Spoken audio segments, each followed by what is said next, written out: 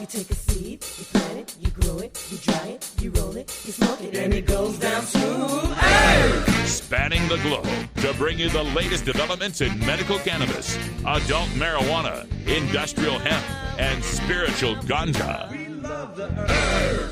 It's time for the Marijuana Agenda with Russ Belville. Now, here's your host, Russ Belville. Good day, tokers and tokettes and non-toking lovers of liberty. It is Friday, May 5th, 2017, and it's got to be 420 somewhere in the world. So glad to have you here. Sorry about my frozen camera, but welcome to the show. We are live from Arlington, Texas, where I'll be taking place in DFW NORML's Global Cannabis March in Fort Worth tomorrow. Make sure you join us there at Burke Burnett Park on West 7th Street in Fort Worth. We're joining there at about noon. We march at about 3. We've got tons of speakers, tons of bands, all sorts of great stuff happening. About 3,000 people showing up to fill the streets of Fort Worth, Texas, to openly smoke marijuana and to make our voices heard. Coming up on today's show, we've got the Marijuana Policy Insider. Mason Tvert will be joining us to discuss the latest reforms in marijuana. We've got some live audio from that DFW NORML event that I was at earlier today, the banner drop, if you saw it on my Facebook Live page.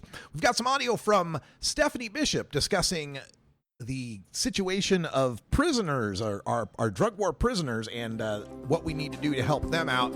And in the Radical Rant, we'll have time for me to discuss if they can do this in Texas, you can do it too. So all that's coming up here on the Marijuana Agenda. Stay tuned. We'll be back right after these sponsor messages.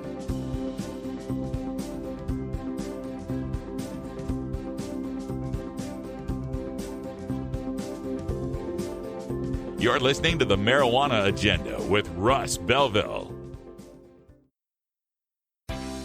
Looking for the 420 friendliest way to visit beautiful legal Potland, Oregon? I'm Lori Duckworth, inviting you to come stay with us at Delta 9 House and Studios. You get your own private room with queen bed and access to our high-speed Wi-Fi, premium entertainment system, and more. We'll even cook you breakfast. Look us up on Facebook at Delta 9 House. That's facebook.com/Delta9 House.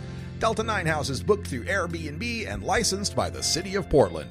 Hey, this is Willie Nelson for NORML.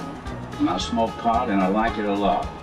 I learned a long time ago that marijuana is a lot safer than alcohol. There's nothing wrong with the responsible use of marijuana by adults. It's time we stopped arresting and started respecting those who smoke marijuana responsibly. To learn what you can do to help, contact NORML at NORML.org or call toll-free 888-67-NORML. The Marijuana Agenda. Like the liberal agenda, but with profits. Ka-ching.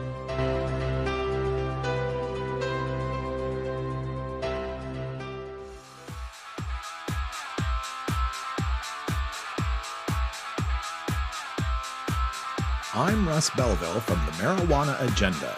Join me every 4 weeks for Cannabis Sports Medicine from the Gridiron Cannabis Coalition. Learn more at mjagenda.com/about.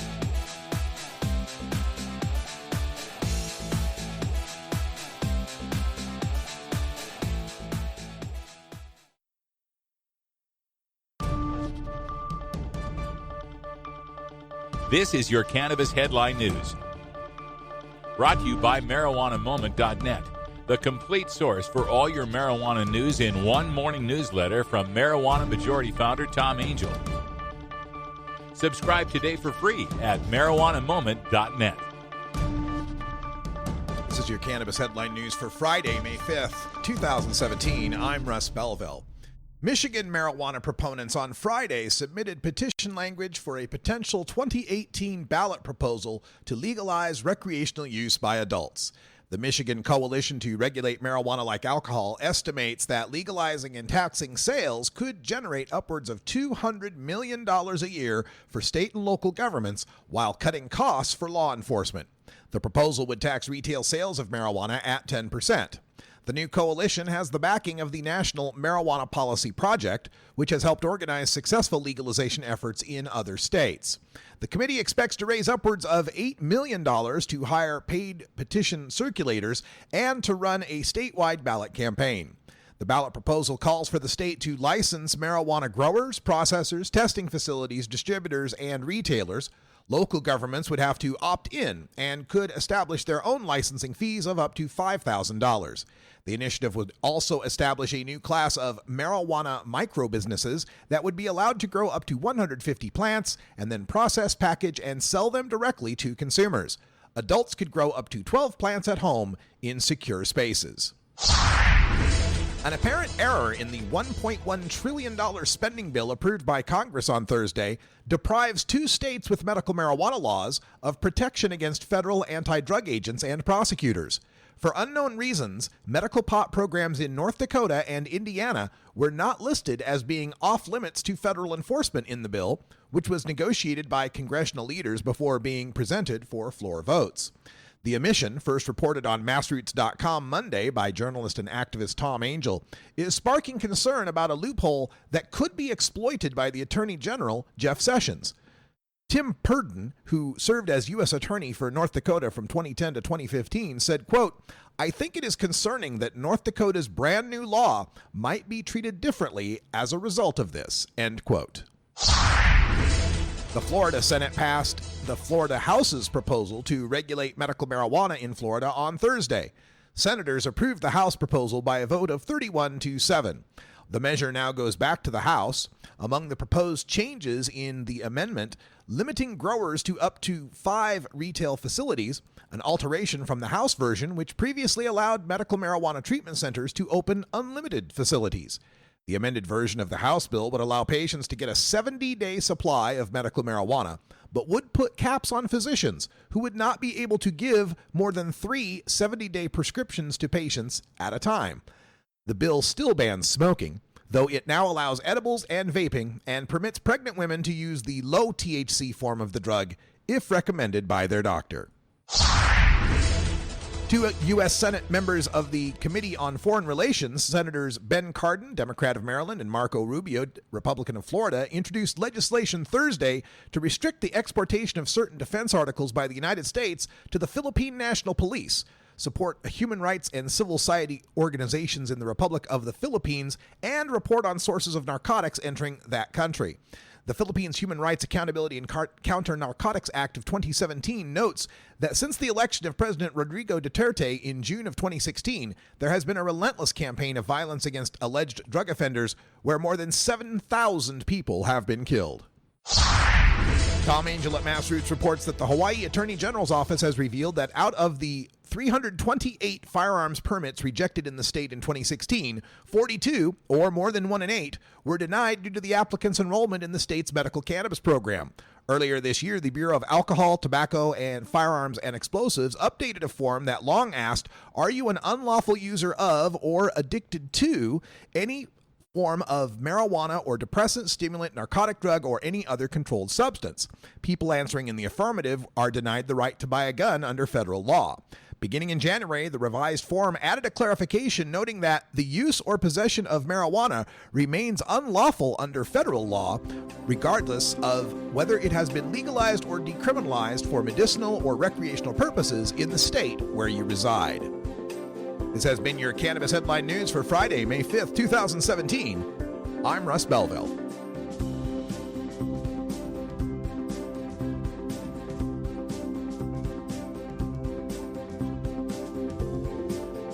You're listening to the Marijuana Agenda with Russ Belville.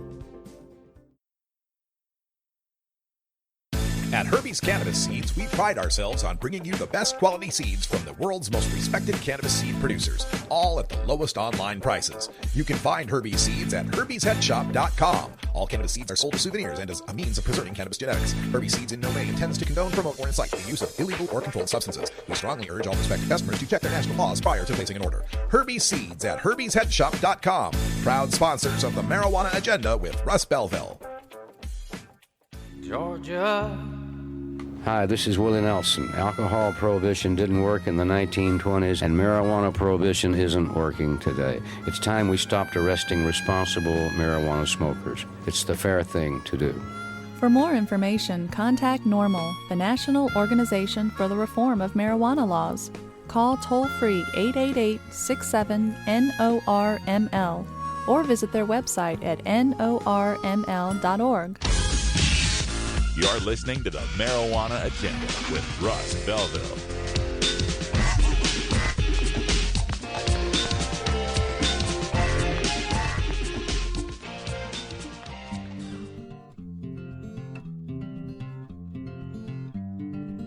I'm Russ Belville with the Marijuana Agenda. Join me every 4 weeks for Cultivator's Corner with Jorge Cervantes from marijuanagrowing.com. Learn more at mjagenda.com/about.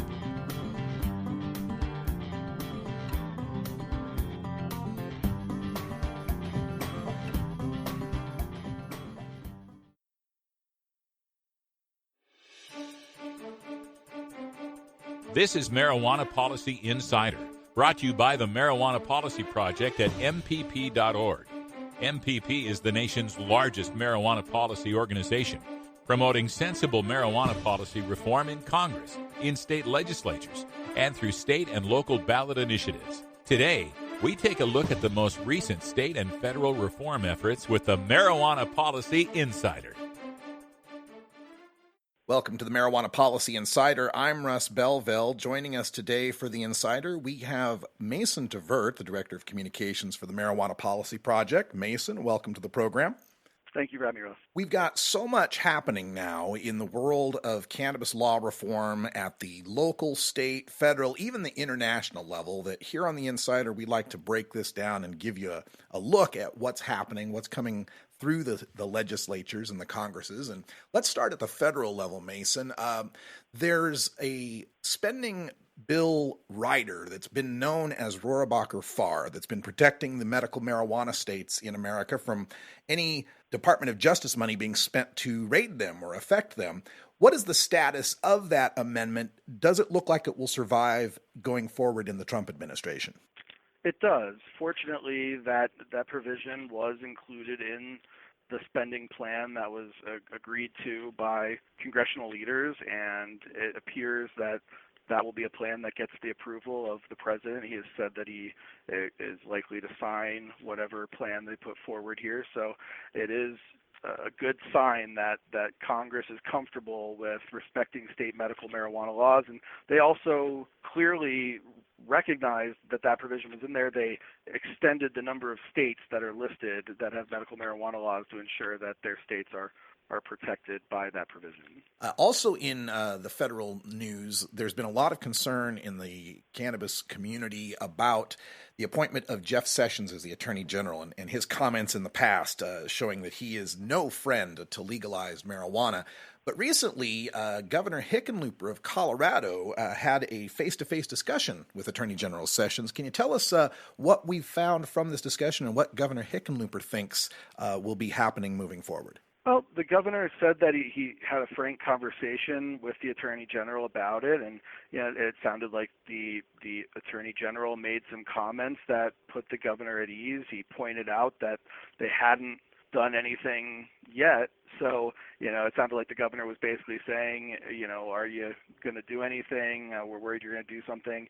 And it almost sounds like the Attorney General made a joke of like, well, have you seen us do anything yet? As if he was suggesting that they don't plan to. What we're hoping is that they will basically maintain a similar policy as the previous administration. It's expected that they'll probably try to make some tweaks to it. Obviously, you wouldn't expect a Republican administration to say they're going to do the same thing as a Democratic administration, but they might talk about whether they're going to try to crack down more on people who violate state laws or who are trafficking marijuana interstate or into the country. They might be looking to beef up law enforcement efforts and their coordination with local law enforcement when it comes to making sure that states are really following through on these guidelines laid out in the Cole memo. But we're really hopeful that they're going to respect these regulatory frameworks in these states and not try to wipe them out entirely. All right, let's take a look now at what's happening at the state level in various legislatures. Of course, we've got 8 states currently that have passed laws allowing for the adult use of cannabis, adult use of marijuana, and those states have all done so through the ballot initiative process. But now we look up at the state of Vermont, where their legislature is looking at not one, but 2 different plans for the legalization of marijuana. Tell us a little bit about these competing plans and what are the chances we get our first legislative legalization in America? Well, Vermont is now the first state where both chambers of their legislature have approved making marijuana legal for adult use. Last year and again this year, the state Senate approved a measure that would regulate and tax the sale of marijuana, essentially set up a system similar to what states like Colorado and Washington have set up. Then the House just recently, this past week, passed a bill that would simply remove the penalties for possession and cultivation of small amounts of marijuana by adults. So basically, they wanted to forego the commercial side and the regulatory side and focus first on the criminal justice side of things. It would also reduce penalties for other marijuana-related offenses. And now the question is, in the next several days leading up to the end of the session in that state, will they come to an agreement on something? It seems like, according to one legislator, he said anything's possible, but in either case, it's still a step forward. We've now seen both chambers have a majority vote to make marijuana legal. So in the worst case scenario, we have to wait till next year. It is a 2-year session in Vermont, so they will continue to take up these measures and hopefully arrive at a compromise to get something passed. So we have one version that's essentially a grow and give, kind of similar to Washington, D.C., and the other Correct. a tax and regulate, similar to Oregon or Colorado. Is that correct? That's correct. And last year, one of the big differences of opinion between the House and the Senate was that, the Senate created passed a law with the regulatory system and all of that, but did not allow for home cultivation. And then in the House, there was a lot more of an appetite for allowing home cultivation and keeping it something that adults could do in their homes and focusing on the broader regulatory stuff later. So in this latest measure that was passed this year in the Senate, they did actually make that compromise by adding a similar home growing provision to the one that the House is supportive of. And so they are already starting to make those types of concessions, and hopefully they'll come to an agreement. Now, next door to Vermont, we've got the state of New Hampshire, which has always been kind of an outlier when it comes to the New England states. It remains the only one that still mandates punishment for possession of simple, small amounts of marijuana. What's the latest going on with decriminalization? I understand that's making its way through New Hampshire. Yeah, New Hampshire's an interesting place. For anyone who's not familiar with it, it's got an incredibly large House of Representatives that really is pretty unpredictable. In fact, it was the first chamber of any state legislature to approve a legalization measure, which was a couple years ago. And so now at this point, what's been going on over the last couple of years is we had seen that the House passing measures to decriminalize possession of small amounts, remove the threat of jail time, make it a small fine, and so on. And what had been going on is that the governor previously, Maggie Hassan, had been saying, she's the past governor, she was threatening a veto, saying she was opposed. It had a lot of senators worried, so this bill kept getting stalled in the Senate. She is no longer the governor. The new governor has actually said that he would be supportive of decriminalization. So now the Senate, I think we're seeing some members who are feeling a little more comfortable and like their votes will actually matter. They won't just see it get vetoed immediately. And so the Senate just passed it through committee. We are expecting in about a week or two, we should see a full Senate vote. And at that point, we're very hopeful that this will go to the governor's desk, and he's going to sign it, and that will be the last state in New England to remove the threat of jail time for simple possession. Some changes were made. It's going to be for up to 3/4 of an ounce of marijuana instead of 1 ounce. And it's going to be a fine, a relatively small fine for the first offense, a slightly larger fine for the second and third offenses, and then upon a fourth offense within 3 years, there would be the potential for it to then be considered a misdemeanor. But again, there would still be no arrest for it. So it is certainly a strong step. It's not the final step by any means, but it would be a big improvement. Well, we'd love to have decriminalization finally blanketing all of New England. It's kind of what you'd expect, but where you might not expect decriminalization to be taking root is in the Lone Star State, down in Texas, where there has been moves for decriminalization at the municipal level, the county level in a few places, but now the Texas House is looking at decrim. What's our status there? So a bill that would reduce the penalties for civil possession, remove the threat of jail time, has now passed through a House committee there, and it is going to be considered by the full House, not Michelle and DJ and Stephanie Tanner, but by all of the House members in Texas, and we are hopeful that it could pass. From what we understand, there is a majority in support of decriminalization in the Texas legislature. It's really just been a question of procedure and whether this bill is going to get called for a vote and how much time the legislature has to operate. Keep in mind, this is a legislature that only convenes every other year and only for a relatively brief period of time. So it's difficult to get things done there. But at this point, it looks like we'll get a House vote here soon. And if it passes, it's on to the Senate. It's just a question of whether there's going to be enough time in the session to then pass through the Senate as well. Very interesting. All right, let's take a look now at the medical side of the ledger, where medical cannabis is still being worked on in places that have it. They're trying to improve it. And one of the improvements that's taking shape across the nation is the addition of post-traumatic stress as a qualifying condition. I understand there's a number of states that are working on this. Can you give us a rundown? Sure. Well, the most recent activity we just saw is the New York Assembly approved a measure that would add PTSD as a qualifying condition under that state's program. Obviously New York is a very large state. I think the estimate is that there are approximately 300,000 people there who may be affected by PTSD in some way, shape, or form. So this would be something that could help a lot of people. The Assembly has passed it. It will now be considered in the Senate. Very hopeful that the Senate's going to agree. It received very strong support on the Assembly side. And then at that point, it would be up to the governor to sign. Then the other states, sticking in the Northeast, Vermont and New Hampshire, are both well on their way to adding PTSD as well. It's been moving through the legislature, passing in committees. We are hopeful that those will get signed.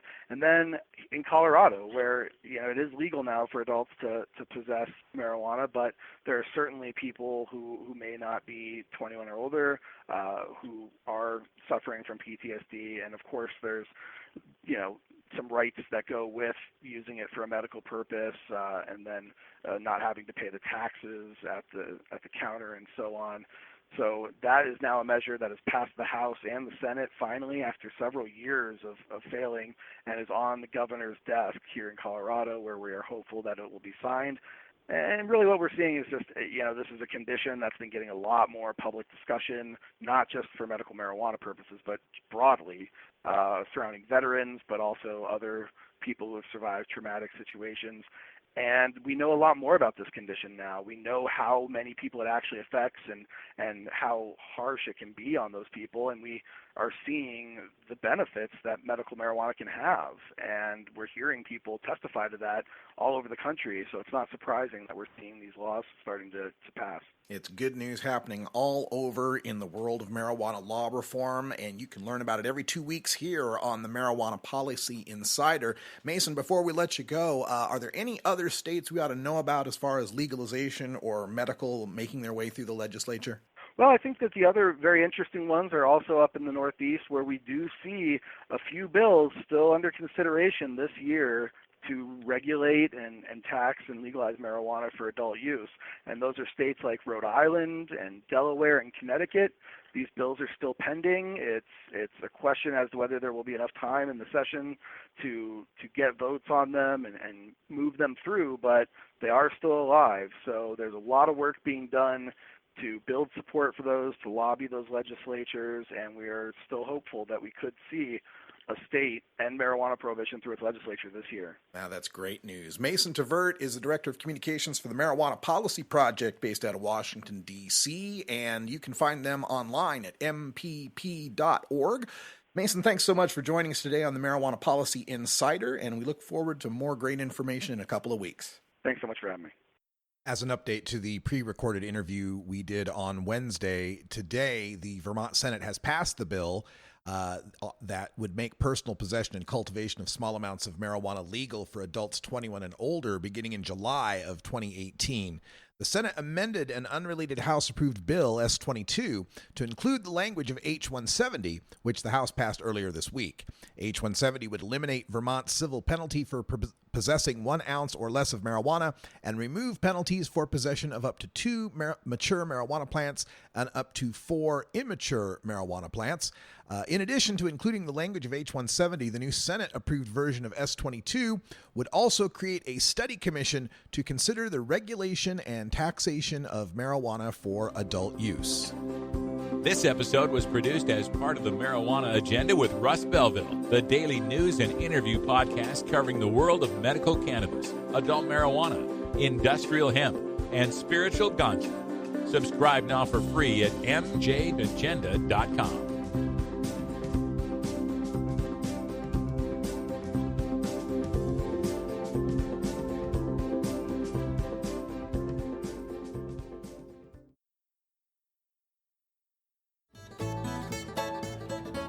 New beginner guitars and banjos are often constructed much better than ones built before your time. Why struggle? Get a new instrument or fix the old one. The trusted professionals at the Fingerboard Extension will evaluate your instrument for free. Repairs are priced for people who work for a living. Stop by the Fingerboard Extension downtown Corvallis at 120 Northwest 2nd Street today or check out its inventory on the web at fingerboardextension.com. It's time for Cannabis Facts about Alzheimer's from Robert Platshorn's thesilvertour.org. This message is supported by our donors and Hemp Inc., a public company poised to lead America's hemp revolution at hempinc.com. A new Florida study in the journal Molecular and Cellular Neuroscience found that cannabis promotes the growth of healthy new brain tissue. It can slow the effects of Alzheimer's and may in fact be able to halt it entirely. A long-term study by Ohio State University's Professor Gary Wenk concludes that people who regularly use marijuana get Alzheimer's at a much lower rate than others. This was Cannabis Facts from thesilvertour.org, an educational nonprofit supported by our donors and Hemp Inc., a public company poised to lead America's hemp revolution at hempinc.com. The Marijuana Agenda. Kevin Sabet's boogeyman since 2012. You have offended my family, and you have offended Shaman Temple. Yes, might have gotten away with it, too. If it wasn't for these blasted kids and their dog.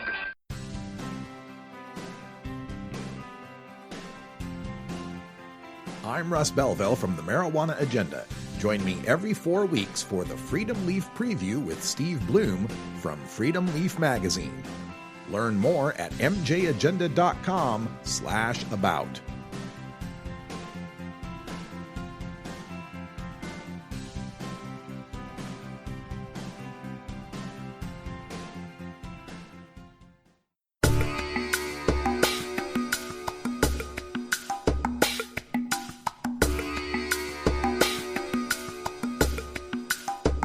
Pod 2.0. It's not your father's Woodstock weed. It's time for Toker Talk Radio, the voice of the marijuana nation. Call in now at 650-LEGAL-MJ. Well, we're not actually engaging in Toker Talk right now, just giving a little introduction to the activism that took place earlier today over Highway 360 in Arlington, Texas, where activists from DFW NORML hung 4 30-foot banners in support of marijuana reform. We're here in Arlington, Texas. It's Friday afternoon on a beautiful 75-degree Texas afternoon near Park Road Drive and one of the major interstates. Parked alongside the road here is the Dallas-Fort Worth NORML Truth Enforcement Vehicle. It's an all-white cop car festooned with green DFW NORML and Truth Enforcement and Sloan Law and pot leaves and green police lights right here off the side of the freeway. People are starting to take notice. It's all part of DFW NORML's protest to bring awareness for the Global Cannabis March. David Sloan's here from Sloan Law, major promoter. And we have a few activists that are walking up the pedestrian bridge. It's one of these covered pedestrian bridge here in Texas and holding banners on the overpass as people on the freeway are passing underneath. So that's part of the activism going on here in Texas. We'll give a look from up top in just a moment. We're here with Sean McAllister, the executive director of DFW NORML, getting ready for what they call the banner drop. Who else is with us here? Jacob Skelly out of Saginaw, Texas. Jacob out of Selma. Who's here? Shauna. Catrell. All right, so everybody here has got a cooler full of drinks and a couple of banners to hold on this overpass, this pedestrian overpass. Sean, how long have you been doing this kind of thing? Been doing the banner drops about 2 years now. Easily one of the most affordable ways of getting the word out for us. For the cost of a couple of hours and a donated set of banners, we get to reach thousands of Texans without really having to spend any money on Facebook ads or any of the other BS that people are mostly wasting their money to spread the word on. So this is direct to the citizens' activism, and it's really fun, and the police tend to, for the most part, be pretty friendly about what we're doing. So they understand it as a free speech thing. You're on a public sidewalk. It's just a pedestrian bridge over. Which interstate is this? So this is Highway 360, and it goes north and southbound through the Metroplex. It is one of the arteries of the Metroplex, and most of the time the traffic is flowing pretty smoothly, as you can see. People are averaging 60, 70 miles an hour on the highway right now. In about 10 minutes, it's going to be much slower. So is there ever a concern from the police from a public safety perspective that you're messing up traffic or anything? So we've been doing this for a couple years, and the police have been at almost every one of them. And it was only this last time, 2 weeks ago, that they actually kind of sort of complained, but didn't actually ask us to do anything. They were just sort of cognizant of the fact that we were seriously holding up traffic because we had two 30-foot banners facing southbound and one facing northbound. Whoa! People are already honking. We haven't even hung the banners up, but they can see the flags. All right, well, let's get to hanging up these banners. We'll talk more later. The banners are up now, and as you can hear, the traffic is getting very excited. We're getting a lot of honks. People coming through honking, the big rig trucks. People are slowing up to read the banner as well. And my shirt. Lori Duckworth is here with her marijuana is safer than alcohol shirt. What do you think of this? I think this is awesome. I think these people in Texas are so brave. I can't imagine even in Oregon doing this over the freeway. I wore my marijuana is safer than shirt today because it's got big, bold, white letters. And I figure at least from down there on the freeway, people from a ways away can read this, and boy, they sure can. I was up here standing while they were hanging the banner, and there's lots of cars already honking, and it's just amazing. The protest is in full effect. Pre-protest rally. If you want to, yeah. Pre-March rally. Pre-March rally. Yeah. We're having a lot of fun here. He's got the truth car down there to slow people down. Yeah, the Truth Enforcement vehicle is now parked off the side of Highway 360 oncoming to this this overpass. 360 southbound. White Grand Prairie. And that's also having some of the cars slow down a bit as they see what they think is a cop car, but it isn't. It's just a car with green lights on it. We'll keep you posted as we're here live in Dallas, Fort Worth, actually right between the two in Arlington, Texas. One of my favorite events ever. I always enjoy coming to Texas and visiting with these awesome red state activists who are so bold. Join us for the Fort Worth March. It's taking place tomorrow, Burke Burnett Park in Fort Worth. Starting around noon, we march around 3, and there'll be plenty of speakers. Check out dfwnormal.org/march for details.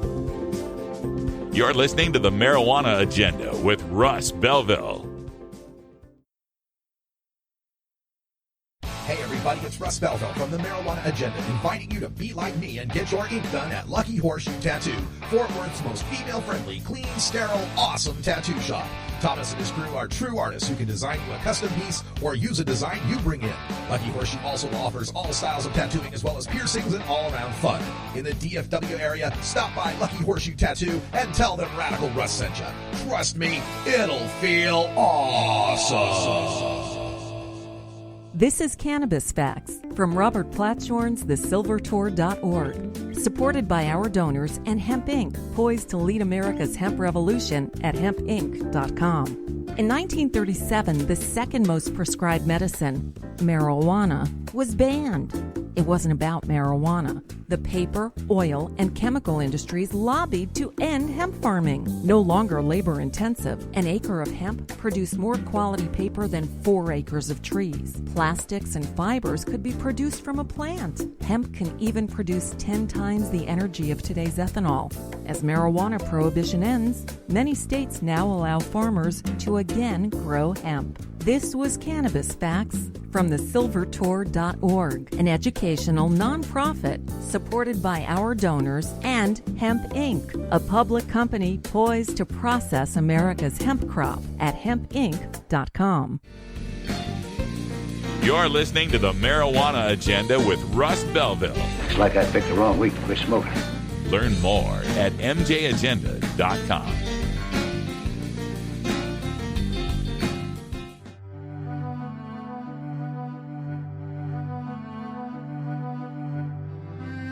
I'm Russ Belville from the Marijuana Agenda. Join me every 4 weeks for our Government at Work, the latest in cannabis reform at the local, state, federal, and international level.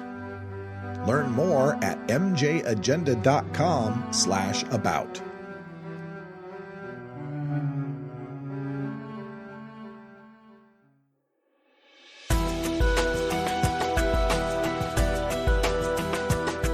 The cannabis community is a diverse set of people from all walks of life, conservative and liberal, black and white, straight and gay, rich and poor, and everyone in between.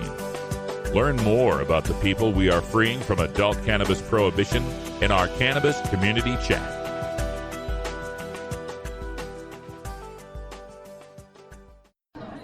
Welcome, ladies and gentlemen, to the Oregon Marijuana Business Conference. We are here in the lobby of the Valley River Inn in beautiful Eugene, Oregon. It's late April. The sun is peeking out, and my good friend Stephanie Bishop has stopped by the desk to talk with us. How you doing, Stephanie? Oh, I'm fantastic. This is the first bit of sun we have seen in the Pacific Northwest in quite a while, so I'm very excited about that. Very excited about that. And tell folks what you're up to lately, because you're so involved in activism on the medical side here in the state of Oregon, and there's been a lot of turmoil, a lot of turnover in what's happening with our program.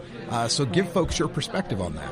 Well, I actually have a bit of a different perspective, because for the last 10 years I've been studying mass incarceration and how the drug war ties into the prohibition of marijuana, and how the prohibition of marijuana has been used to feed and fuel a system of mass incarceration. That what most people don't understand is a system of legal slavery in the United States. So I guess where we start is where we usually start. We go back to the beginning, explain to everybody what our private prison system is all about. Oh, yeah. So what most people don't know is that, you know, in the United States, we have a private corporate system of prison systems. We have a couple of corporations, Geo Group. We have Corrections Corporations of America, which, by the way, is now called Civicor.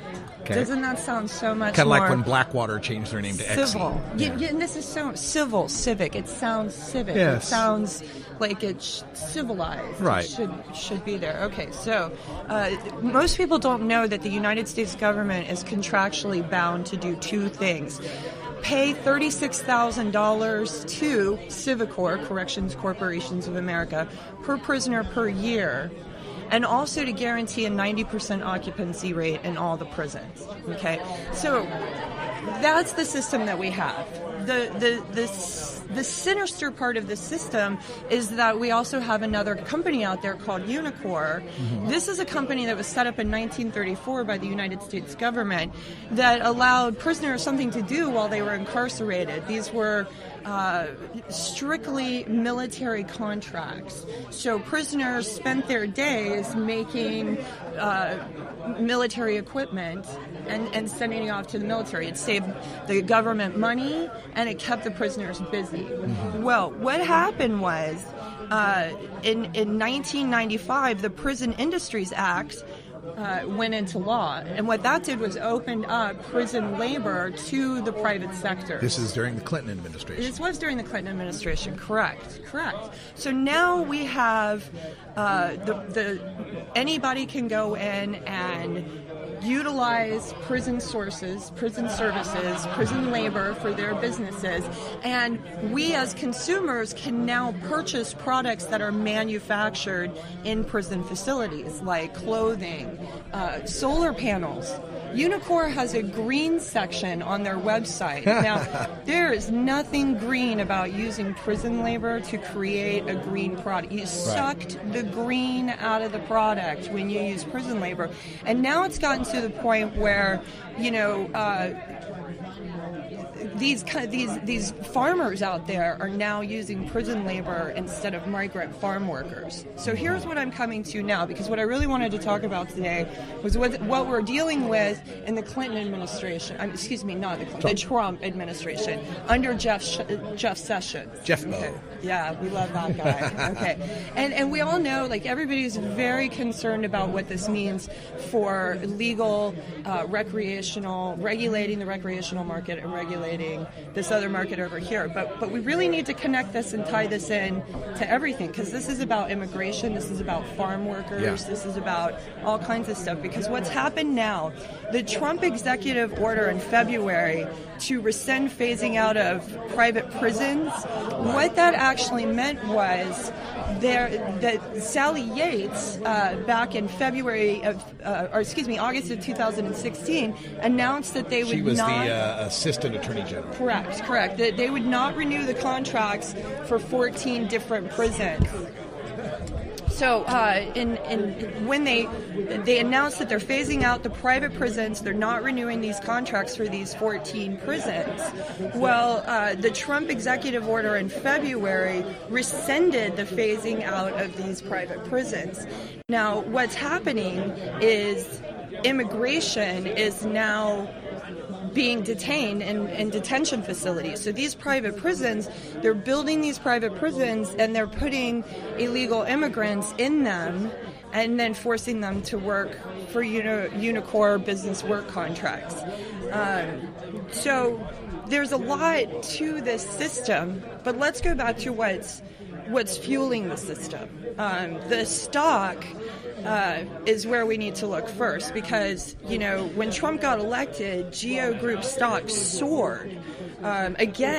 Geo Group stock soared when this executive order was signed by President Trump. Since Trump has been elected, their stock has been up consistently since... collectively on an average of 37% since he got elected. Core Civic, the single largest investor is the Vanguard Group. Their profits have gone up substantially since Trump has been elected. So this is also fueled by the banks. The banks, a lot of the stories came through that they were going to divest. Colleges were going to divest from private prisons. When that happened, what they meant was they were going to stop buying stock or owning stock in Geo Group or Core Civic, which was formerly Corrections Corporations of America. So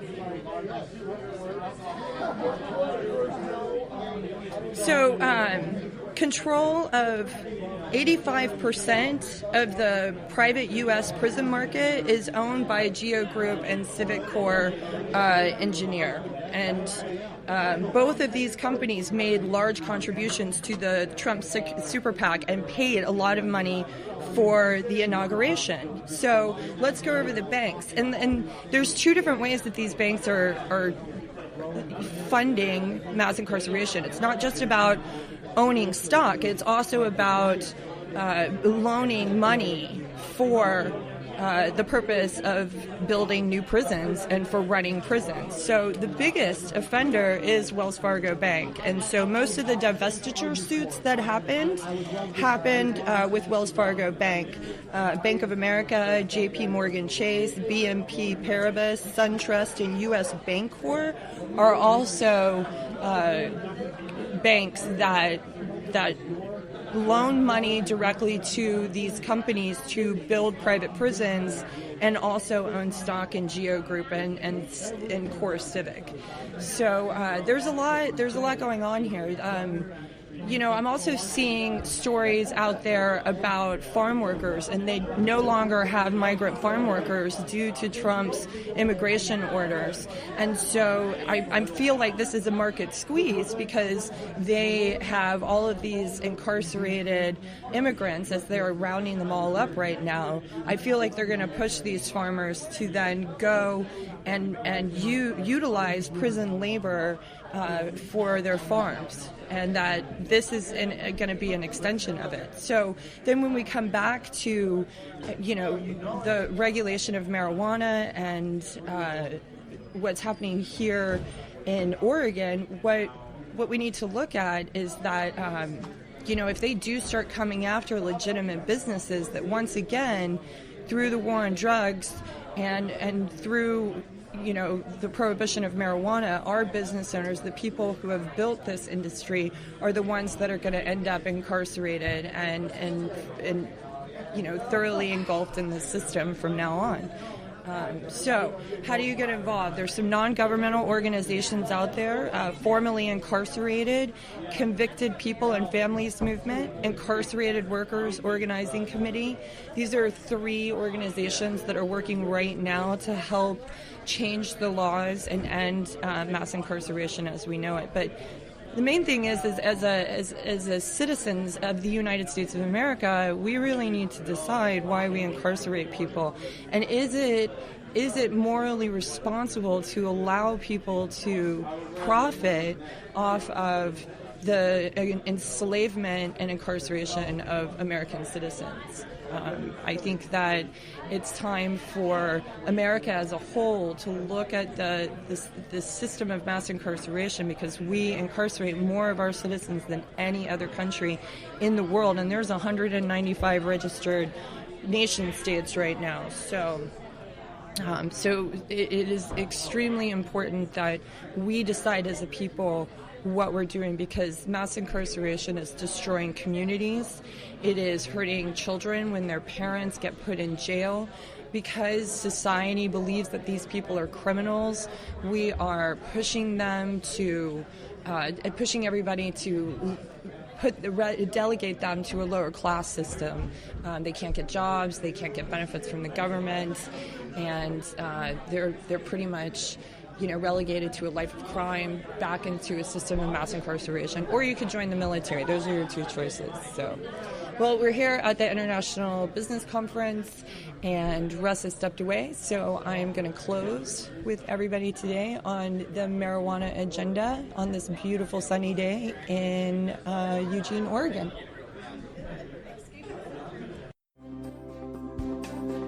This episode was produced as part of the Marijuana Agenda with Russ Belville, the daily news and interview podcast covering the world of medical cannabis, adult marijuana, industrial hemp, and spiritual ganja. Subscribe now for free at mjagenda.com.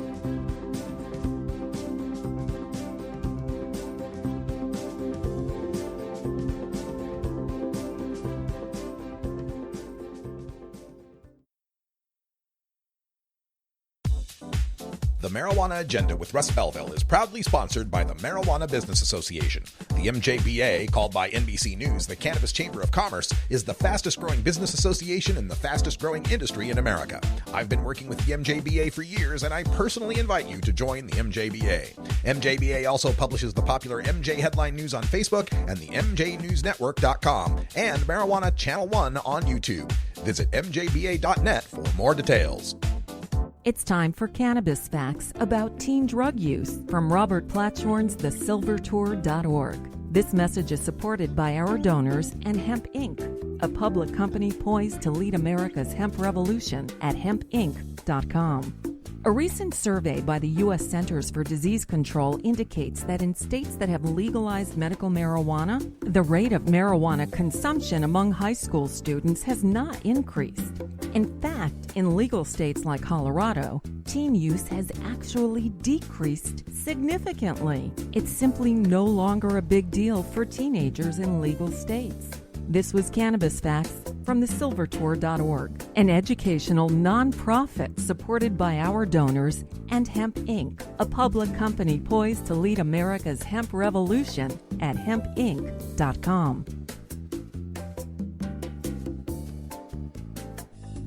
You're listening to the Marijuana Agenda with Russ Belville.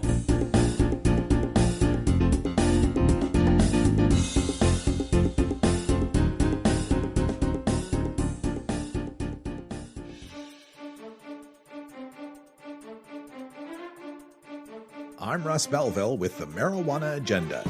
Join me every 2 weeks for the Marijuana Policy Insider with Marijuana Policy Project. Learn more at mjagenda.com/about.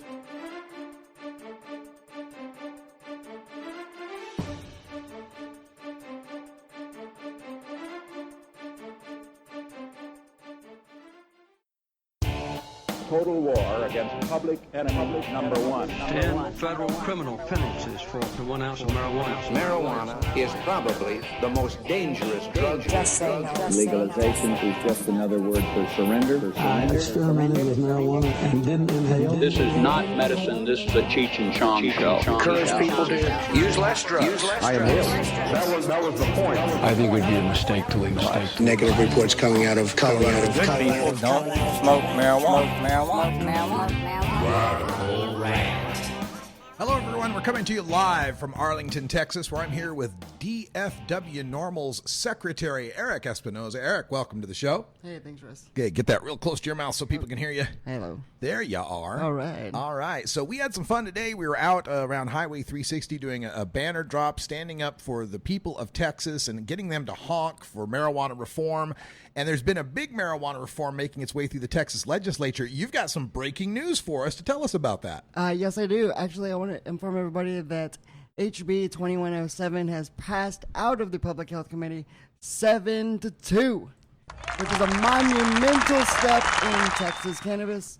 It's something that we've been fighting very hard for. I myself, as a patient, have been, going up to the Capitol at personals in health, physical sacrifice to get this thing done. There are people that are messaging me right now telling me that they've been waiting for this moment for 20 years. Yeah, this is House Bill 2107. Isn't this the one that, we reported earlier this week that half the Texas House signed on to this as co-sponsors? Yeah, absolutely. We had over 70 co-authors that signed on to this bill within a 24 to 48 hour period. Wow. It's like they couldn't wait to get on the medical marijuana train, could they? Well, after the testimonies that you saw at the public hearing that happened on Tuesday, I don't think that there was any way that we weren't going to gain that much support after all of those people went there and spent almost 16 hours there making their voices heard, hitting the offices, putting the feet on the ground, and really sharing their stories. And it was one of the most amazing things I've ever experienced. Yeah, and so let's give people the nitty-gritty on this bill. What would 2107 do if it should pass? So 2107 is actually a companion bill for Senate Bill 269, which would be a whole plant cannabis bill. What? Whole plant cannabis? We don't do that anymore. We certainly should be. We should be. So, at this point with the Texas Compassionate Use Program, there is a limit to the THC content. This is their CBD oil law. Correct. So this would open that up. This would allow the use of THC. This would change the verbiage to where it would have to be prescribed by a doctor to be recommended by a doctor. Because prescribed is what always messes us up with the federal law. Absolutely, because they cannot prescribe it at its current schedule. Yeah, so this would take what they've got as a CBD law and open it up to be, something that also has THC in it, and as whole plant, then people would be able to cultivate their own. Is that possible? Right. We that's one of the things that's also included in that. It's just we want the ability to be able to go between our doctors and ourselves and figure out what works for us. Sure. Just like we would with the pharmaceuticals that do not work. Good point on that. Is there any specific limitations as far as a number of plants, a number of ounces, or anything like that? As far as that, I think there was a few stipulations there. I could actually give you that information, and we can send it on to the viewers. So yeah, we'll do that. So also, I'm sure you've got it up at dfwnormal.org, right? Right, yeah. There are many links there. You can check out Texans for Responsible Marijuana Policy, MPP. They always have the most up-to-date information there on their sites as well. Texas NORML, DFW NORML. We're putting all that information out as soon as it becomes available. And, of course, you can always look at it and do your own research. Legiscan is a great website to use. In fact, I've got that up right here. The Texas Legiscan. So you can find it at legiscan.com/TX for Texas, right? Yeah, exactly. And this is Texas House Bill 21-7. And the cool thing right now is here on the Marijuana Agenda, you're actually getting newer news than what they've got on the website. Right now it still says left pending in committee. Right. It's got out of that committee, 72. Yeah, it's out there. I mean, this just happened. This was a phone call that I got just a moment ago from my love telling me, hey, we've done it. Yeah. 2107 is passed. Yeah. And from that moment forward, there's still work to be done, of course, but now it's a time that we can kind of look at it and say, look at all this things, look at all this sacrifice, look at all these patients that have been putting themselves out to go out here and do this. Sure. And we got it done. A lot of people don't know that when you put forth a bill like this, it can hit a roadblock in where it hits a committee and one committee head won't bring it up to a hearing, and boom, it's stuck. One person can stick this whole thing. I mean, just like last legislative session, it stuck. We ran out of time. It did not get scheduled. Yeah. And we were approaching that same scenario this time. Oh, really? And because, there hadn't been a whole lot of movement, and we were waiting for it to get a hearing, and then HB 81 got a hearing. Yeah. And that went really well. The support for that was amazing. So, of course, we And 81 does what? It's the decrim. Oh, yeah, Texas decrim, right. Texas decrim. Yeah, so that would no longer... It's true decrim. 1 ounce or less, you would not be criminal record. You would not go to jail. You would not lose your college funding. Yeah. It wouldn't interrupt your life completely. And there's a lot of places in Texas that have done this already at the municipal level or the county level, right? Right, absolutely. We have Harris County that's implemented a program. Kim Ogg really spearheaded that and said, I will not. I'm just not going to. Was she the DA, county attorney or something? Yeah, the DA there. She said that she was just not going to process low-level cases. All right. Well, we got about a minute and a half here to wrap things up, so we want to make sure everybody visits dfwnormal.org/march for tomorrow, the Marijuana March, starting at Burke Burnett Park on West 7th Street in Fort Worth, Texas. I'll be there. Coral Reefer will be there. Lori Duckworth will be there. Who are some of the Texans that are going to be there? I will be there as well. You're Texan. Jessica Pallett, LP candidate, she'll be there as well. And Sean McAllister, the executive director, DFW NORML, just making his way into the house here as we wrap things up. Again, Burke Burnett Park tomorrow at noon Central Time. They're starting the march at 3 p.m., but you want to get there early because they got speakers, they got bands, got all sorts of great information. You get to check out the DFW NORML Truth Enforcement Vehicle. They've got all sorts of cool things to check out. Anything else we ought to tell them? We're going to have a great day tomorrow. It's going to be one of the biggest marches we've hoped to ever put on. And we think with this tremendous victory for HB 2107 going through, that's going to help us grow this to be the biggest march that we've ever seen, because people are going to want to celebrate this. This is something to celebrate. Please don't think this is the end. Please call your representatives and let them know that thank you for doing this. Thank you for getting it to this point, but we need it to go further. We need to go to a floor, and we need to get this into law. Yeah, it's got to hit the floor. With half the House signing on to it, that's very positive as to its chances of passing. Then does it still have to go through the Senate and all those procedures? I mean, yeah, it still has to follow Yeah. the same exact procedure as anything else, but now we just have to make sure that we make them aware that we need this to be fast-tracked. We need this to go through now. Patients are no longer waiting. That's right. Can't wait any longer. Well, folks, that sound means it's time for us to wrap up here at the Marijuana Agenda, and unlike a regular edition where I'd be staying for another hour, we got to close up shop because I got some tattoos to get at Lucky Horseshoe Tattoo, baby. Oh, really? For everyone here at in Arlington, Texas, with Eric Espinoza and DFW NORML. There's the word, guys. I'm Russ Belville. Check out dfwnormal.org/March. And until next time, take care of each other, tokers. Follow MJ Agenda on Facebook, Pinterest, Instagram, YouTube, and SoundCloud. And follow MJ Agenda Show on Twitter. Learn more at mjagenda.com. You take a seed, you plant it, you grow it, you dry it, you roll it, you smoke it. You take a seed, you plant it, you grow it, you dry it, you roll it, you smoke it. You take a seed, you plant it, you grow it, you dry it, you roll it, you smoke it, and it goes down smooth.